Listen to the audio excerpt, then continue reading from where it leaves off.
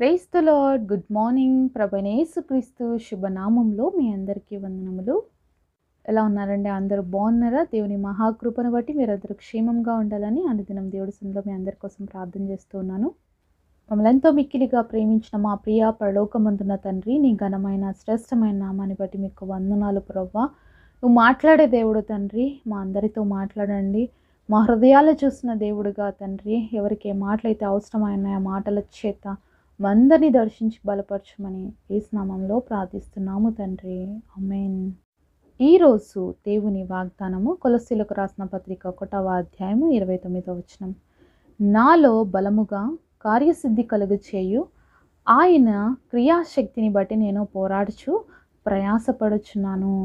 Colossians chapter 1 verse 29, whereunto I also labor, striving according to his working, which worketh in me mightily.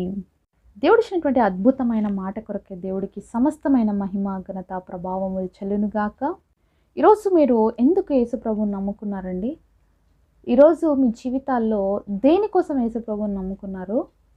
చాలామంది మరి చెప్తూ ఉంటారు కదా, యేసు ప్రభువుని నమ్ముకుంటే మీకు కష్టాలే ఉండవు, యేసు ప్రభువుని నమ్ముకుంటే మీరు చాలా హ్యాపీగా ఉంటారు, ఏ ఇబ్బందులు ఉండవని. నిజానికి అసలు అది జరగదండి, అది అబద్ధం.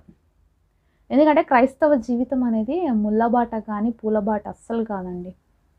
చాలా కష్టం. దేవుడి మార్గంలో నడవడం అనేది చాలా కష్టం. ఇది అంత సులువైన మార్గం అయితే కాదు. ఎందుకంటే దేవుడు చెప్పాడు కదా, ఇది ఇరుకైన మార్గం. విశాల మార్గంలో అందరు నడుస్తారండి, కానీ ఇరుకైన మార్గం చాలా కష్టం కదా నడవడానికి. అలాగే దేవుడి మార్గం చాలా కష్టమైంది. ప్రతిరోజు చనిపోతే తప్ప క్రీస్తు కోసం జీవించలేమండి. అదేంటండి ప్రతిరోజు చనిపోవడం ఏంటి అని అనుకుంటున్నారా? నిజమేనండి. ప్రతిరోజు మనలో ఉన్న అహాన్ని, మనలో ఉన్న గర్వాన్ని, మనలో ఉన్నటువంటి ప్రతి పాపాన్ని ప్రతిరోజు చంపుకొని సిలువేస్తే తప్ప మనం ఈ లోకంలో క్రీస్తు కోసము బ్రతకలేము. అంత ఈజీ థింగ్ కాదు. నిజమైన క్రైస్తవుడికి ఈ లోకంలో బ్రతకడం అనేది ప్రతిరోజు ఒక పోరాటము, ప్రతిరోజు ఒక ఛాలెంజింగే. ఏదో పేరుకు మాత్రం క్రైస్తవుడు అని చెప్పుకున్న వాళ్ళకి ఏం పెద్ద కష్టం కాదు, నార్మల్ లైఫే ఉంటుంది. బట్ నిజమైన క్రైస్తవుడికి, నిజంగా క్రీస్తు కోసం జీవించాలి, క్రీస్తు కోసం నేను బ్రతకాలనుకున్న ప్రతి క్రైస్తవుడికి ప్రతిరోజు కూడా ఒక మరణ పోరాటం అన్నమాట. మరణము జీవం మధ్యలో పోరాటం ఎలా జరుగుతుంటుందో అలాగే ఆత్మీయ జీవితంలో ప్రతిరోజు పోరాటం ఉంటుంది. మనం చదివినటువంటి మాటలో అపోస్తలుడైనటువంటి పౌలు కొలస్సీలకు రాస్తూ చెప్తున్నాడు, నాలో బలముగా కార్యసిద్ధి కలుగజేయు ఆయన క్రియాశక్తిని బట్టి నేను పోరాడుచు ప్రయాసపడుచున్నాను. మరి ఎవరు బలంగా కార్యం చేస్తున్నారంట అపోస్తలుడైనటువంటి పౌలు జీవితంలో? దేవుడు ఆయన జీవితంలో మరి దేవుడి యొక్క కార్యాలు చేయటానికి, ఆయనను కార్యసిద్ధి చేయటానికి దేవుడు తన బలంతో నింపుతూ ఉన్నాడు ఇక్కడ అపోస్తలుడైనటువంటి పౌల్ని. కాబట్టే దేవుని యొక్క కార్యాలని తన క్రియల్లో చూపించగలుగుతున్నాడు. కాబట్టి దేవుడి యొక్క క్రియల్ని మన జీవితంలో మనం చూపించాలి అంటే ఎవరి బలం మనలో ఉండాలి? దేవుడి యొక్క బలం ఉండాలండి. ఎందుకంటే మన శక్తి చేత, మన బలము చేత మనం ఏది చేయలేము. దేవుడి శక్తి చేత మాత్రమే, దేవుడి యొక్క ఆత్మ కార్యాల వల్ల మాత్రమే దేవుడి కార్యాలు మనం జరిగిస్తాము. అలాగే ఈ లోకంలో ఒక ప్రత్యేకమైన జీవితాన్ని కూడా జీవించగలుగుతాం. ఈ లోకంలో మరి ముందు చెప్పినట్లుగా ప్రతిరోజు క్రైస్తవుడికి పోరాటమే ఉంటుంది, ప్రతిరోజు క్రైస్తవుడికి ప్రయాసనే ఉంటుంది. దేనితో ప్రయాస, దేనితో పోరాటం అంటే ప్రతి మనిషి జీవితంలో మనందరికీ రెండు తలంపులు వస్తుంటాయి కదండి. ఏదైనా ఒక డెసిషన్ మేకింగ్ అప్పుడు కానీ, ఏదైనా ఒక పని చేయాలనుకున్నప్పుడు కానీ, ఒకరేమో చెయ్యి అంటే ఇంకొకరేమో మన మనసులో వద్దు అంటుంటారు. ఈ రెండు పోరాటంలో చాలా మంది నలిగిపోతూ ఉంటారు అన్నమాట. ఏది చేయాలి, ఏది చేయకూడదు, ఏది చేస్తే నాకు మంచి జరుగుతుంది, ఏది చేస్తే నాకు తప్పు జరుగుతుంది. ఇలాంటి పోరాటం అనేది ప్రతి మానవుడి జీవితంలో ఉంటుంది. అయితే ఇలాంటి సమయంలోనే దేవుడి స్వరాన్ని మనం వినగలగాలి, దేవుడి యొక్క చిత్తం ఏంటో మనం తెలుసుకోగలగాలి. దేవుడు చెప్తూ ఉంటాడు మనకి ఇది చేయొద్దు అని, కానీ కొన్నిసార్లు మనము తప్పిపోయి చేసేస్తుంటాం. ఎందుకంటే మానవుని యొక్క ప్రయాస, మానవుని యొక్క ఫోర్స్, అంటే సాతానుడు మానవుని యొక్క తలంపుల్ని కంట్రోల్లోకి తీసుకొని కొన్ని మన ఇష్టాలు చేసే విధంగా మనల్ని తప్పు మార్గంలో నడిపించి దేవుడి క్రియల్ని, దేవుడి యొక్క మరి పనుల్ని, అలాగే మనం మంచిగా ఉండవలసినటువంటి పరిస్థితులు లేకుండా సాతాను చేస్తూ ఉంటాడనమాట. దానికే మనం పెట్టే పేరు రాంగ్ డెసిషన్స్ కదండి. ఈరోజు రాంగ్ డెసిషన్స్ చాలామంది తీసేసుకుంటున్నారు. కారణం ఏంటంటే దేవుడి స్వరం ఏంటో గుర్తించలేకపోతున్నాం. ఎందుకు దేవుడి స్వరాన్ని ఈరోజు గుర్తించలేకపోతున్నాం అంటే దేవుడితో వ్యక్తిగతమైన సంబంధం మనకి లేదు. దేవుడితో మనకున్నటువంటి ఆ యొక్క అనుబంధం అనేది చాలా తక్కువ ఉంది కాబట్టి దేవుడు ఏం చెప్తున్నాడో మనకు అర్థం కాదనమాట. అప్పుడు ఏం చేస్తాం, మనం సాతాను మాట వింటాం. చాలాసార్లు పిల్లలు కూడా అంతే కదా, పేరెంట్స్ చెప్పిన మాటలు వినరు. ఎవరి మాటలు వింటారు? ఫ్రెండ్స్ చెప్పిన మాటలు వింటారు. ఎందుకంటే ఫ్రెండ్స్ యొక్క ఆలోచనలు అలాగే ఆ యొక్క ఏదైతే డెసిషన్ మేకింగ్ చేసుకుంటారో ఆ పిల్లల ఆలోచన సేమ్ ఉంటాయి. ఎందుకంటే వాళ్ళ సేమ్ ఏజ్ గ్రూపు, వాళ్ళు ఆలోచించే విధానం అంతా ఒకటే ఉంటుంది. కానీ పేరెంట్స్ అలాగే పిల్లలు ఏజ్ డిఫరెన్షియేషన్ అలాగే వాళ్ళ థింకింగ్ ఇవన్నీ డిఫరెంట్గా ఉంటాయి. అలాగే సాతాను కూడా మనల్ని మన థింకింగ్లోకి వచ్చి మనల్ని నాశనం చేయడానికి ఈ విధంగా వర్క్ చేస్తూ ఉంటాడు. కానీ మనము సాతాను కుయుక్తుల్ని గ్రహించలేము. ఎందుకంటే సాతానుడు ఎప్పుడు స్నేహితుడిలాగా వస్తాడండి. మరి మనం అనుకున్నట్ల కొమ్ములు పెట్టుకొని చాలా నల్లగా చాలా ఘోరంగా కనిపించే విధంగా సాతానుడు ఎప్పుడూ ఉండడు. ఇది గుర్తుపెట్టుకోండి. సాతాను చాలా జెంటిల్ మ్యాన్ లాగా వస్తాడు మన దగ్గరికి. ఎంత మంచిగా చెప్తాడో తెలుసా, ఎంత క్యూట్గా మాట్లాడతాడో మనతో, ఎంత ప్రేమగా. అబ్బాయి ఇంకెవ్వరు కూడా అంత ప్రేమ చూపించరేమో అన్నట్లుగా మాట్లాడతారు. ఈరోజు ఫ్రెండ్స్ మాట్లాడుతుంటే తెలుసా, మా నాన్న కూడా ఇట్లా చెప్పడరా నీలాగా, మా అమ్మ కూడా చెప్పదువే ఇలాగా నీలాగా, నువ్వు ఇంత బాగా చెప్తావా అని అంటూ ఉంటాను కదా ఫ్రెండ్స్ని. కానీ నిజమంటారా? కాదు కదా.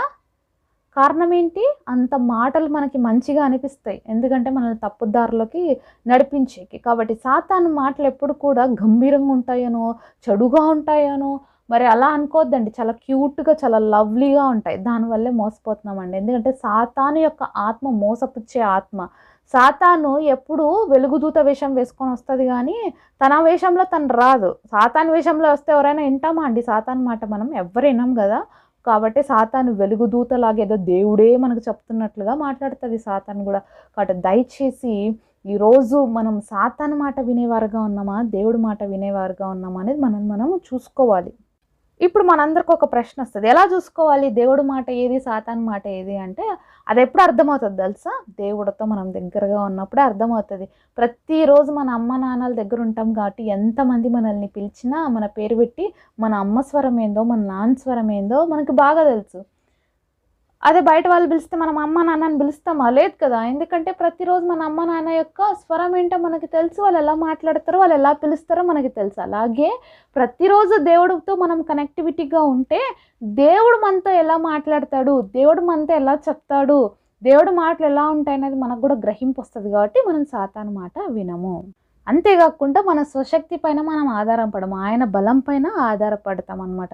మరి దేవుడి యొక్క పని చేయటము, అంతేకాకుండా ఈ లోకంలో దేవుడి కోసం బ్రతకడము, మరొక మంచి వ్యక్తిగా జీవించడం అనేది అంత ఈజీ కాదు. కాబట్టి దేవుడు శక్తి మనకి ఇస్తాడు. కాబట్టి అంధకార దురాత్మ సమూహాలు జయించడానికి మనకి దేవుడు ఆ పోరాడే శక్తిని ఇస్తాడు.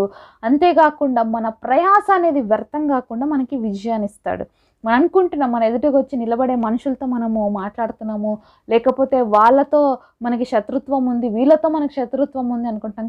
కాదండి, మనకు కనిపించేది వాళ్ళ మనుషులు, మన వాళ్ళే. కానీ వాళ్ళ వెనకలుండి ఏదైతే మనతో మాట్లాడిస్తున్నారో, ఏదైతే మనకి రాంగ్ గైడెన్స్, రాంగ్ టీచింగ్స్ ఇవన్నీ ఎక్కడి నుంచి వస్తున్నాయి తెలుసా? సాతాను వాళ్ళ వెనక్కుండి మాట్లాడిస్తారు. అలా ఎలా చెప్పగలుగుతారంటే, యేసు ప్రభుతో మరి పేతురు మాట్లాడుతున్నప్పుడు దేవుడు ఏమన్నాడు తెలుసా? పేతురుని, సాతానా నా వెనక్కి పోనాడు. ఎందుకన్నాడు తెలుసా ఆ మాట?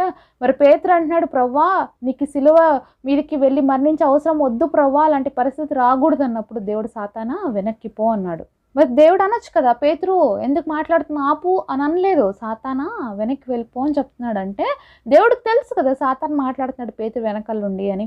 కాబట్టి ఇలాంటివి చాలా ఉంటాయన్నమాట. చాలా ట్రిక్స్ సాతాను ప్లే చేస్తుంటాడు. కాబట్టి మనం చాలా జాగ్రత్తగా ఉండాలండి. అందులో ఇప్పుడు మనం అంత్య దినాల్లో ఉన్నాం. ఏ టైంలో దేవుడు వస్తాడో కూడా తెలియదు. ఇప్పుడు సాతాను పని ఎంత ఫాస్ట్గా ఉందంటే, ఎంతమందిని మోసం చేయగలిగితే దేవుడి దగ్గర నుంచి అంతమందిని దూరం చేయాలి. కాబట్టి ఇలాంటి టైంలో మనం చాలా కేర్ఫుల్గా ఉండాలి. మరి దేవుడి యొక్క పని విషయంలో చాలా నమ్మకత్వంగా ఉండాలి. అలాగే మనము కూడా దేవునిలో భయభక్తులు కలిగి జీవించాలి. ఆయన కార్యాలని ఈ లోకంలో మనం నెరవేర్చాలి. ఎందుకైతే దేవుడు మనల్ని భూమి మీదకి పంపించాడో ఆ ఉద్దేశాలు నెరవేర్చాలి. అందుకు కావాల్సిన శక్తి, బలము, కార్యసిద్ధిని చేయటానికి దేవుడి కృప మనకి ఎప్పుడు తోడు ఉంటుంది. కాబట్టి మన వంతు మనం చేయాల్సిన పనులు ఈ లోకంలో దేవుడి చిత్తాన్ని నెరవేర్చడానికి, అలాగే దేవుడి సంకల్పం మనందరి జీవితంలో నెరవేర్చబడడానికి దేవుడు తన మహాశక్తిని మనకు అనుగ్రహించి నడిపించునుగాక. పరిశుద్ధుడైన తండ్రి, మీరు మాతో మాట్లాడిన ప్రతి మాట కొరకు మిమ్మల్ని స్తుతిస్తున్నాం తండ్రి. మాలో కార్యసిద్ధిని కలుగజేసే దేవా, నీ బలంతో మమ్మల్ని నింపి నీ కార్యాల్లో తండ్రి మమ్మల్ని సిద్ధింపచేసి ఈ లోక ప్రయాసలో, ఈ లోక పోరాటంలో మమ్మల్ని నిలబెట్టే దేవా, మీకు స్తుతులు స్తోత్రాలు. అయ్యా, మేమందరం కూడా జ్ఞానయుక్తంగా నడుచుకోవడానికి ప్రవ్వా, మా పరుగు పందెంను త్రుదముట్టించడానికి మాకు కృపనివ్వండి. ఏ ఉద్దేశంతో మమ్మల్ని భూమి మీదకి పంపించారో ఆ ఉద్దేశం నెరవేర్చుకొని మీ దగ్గరకు రావడానికి మా అందరికీ కృపనివ్వమని యేసు నామంలో ప్రార్థిస్తున్నాము తండ్రి. ఆమేన్.